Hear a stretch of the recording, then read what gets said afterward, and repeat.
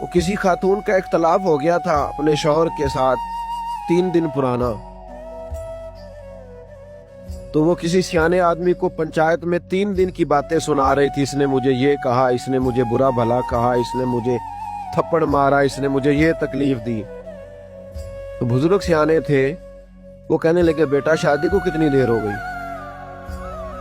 اس نے مثال دے رہا ہوں، سمجھ لے، اس نے کہا 15 سال۔ کہنے لگے بیٹا یہ تو 3 دن کی بات بتا رہی ہے نا، باقی بھی کوئی بتا۔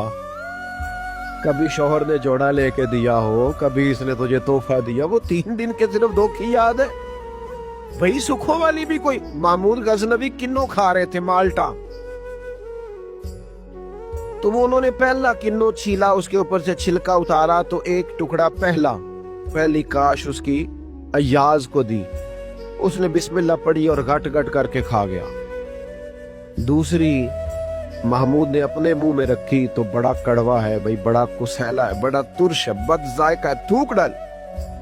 اور پھر کہنے لگے ایاز تو کھا ہی گیا ہے، ذرا برابر بھی تو نے اظہار نہیں کیا کہ کڑوا، کسیلا، بد ذائقہ کنو ہے۔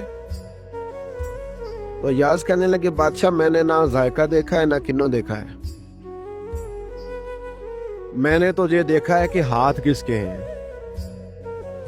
ساری زندگی تیرے ہاتھوں سے میٹھے ملے ہیں اور کھائے ہیں، اور آج ایک کڑوا اگر میں تھوک دیتا تو آئینے وفاداری تو نہیں تھا نا۔ ہاں دکھ قبول محمد بخشا، دکھ قبول محمد بخشا، دکھ قبول۔